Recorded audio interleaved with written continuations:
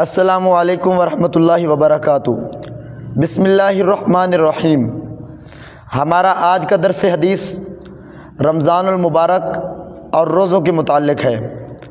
آج ہم بچوں سے رمضان المبارک کی خاصیت اور روزوں کی فضیلت پر چند احادیث سماعت کریں گے۔ دعا ہے کہ اللہ تعالیٰ سننے اور سنانے کے بعد فریقین کو اس پر عمل کرنے کی توفیق عطا فرمائے۔ السلام علیکم ورحمۃ اللہ وبرکاتہ۔ بسم اللہ الرحمن الرحیم۔ حضرت ابو ہریرہ رضی اللہ تعالی عنہ سے روایت ہے کہ حضور صلی اللہ علیہ وسلم نے ارشاد فرمایا، میری امت کو رمضان شریف میں 5 چیزیں خاص طور پر دی گئی ہیں جو پہلی امتوں کو نہیں دی گئی۔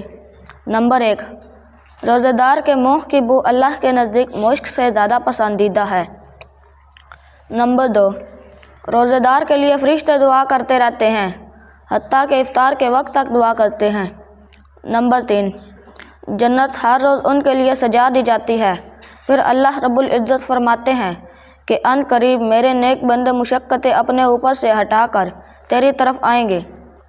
نمبر 4، اس مہینے میں سرکش شیاطین قید کر دیے جاتے ہیں اور لوگ رمضان میں ان برائیوں کی طرف نہیں پہنچ سکتے جن کی طرف رمضان کے علاوہ جا سکتے ہیں۔ نمبر 5، رمضان کی آخری رات میں روزہ داروں کی مغفرت کر دی جاتی ہے۔ صحابہ کرام نے عرض کی، کیا یہ شب قدر ہے؟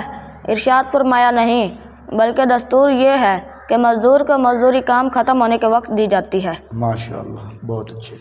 السلام علیکم ورحمۃ اللہ وبرکاتہ۔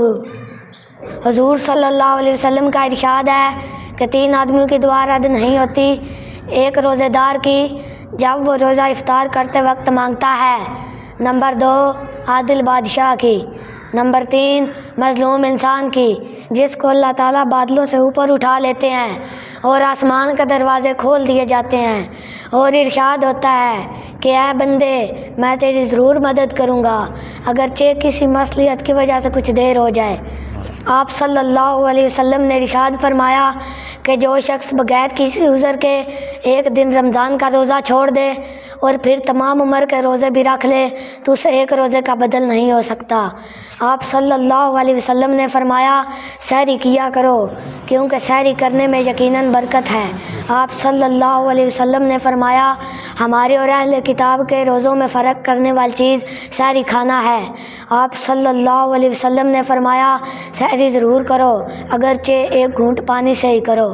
ماشاءاللہ، بہت اچھے۔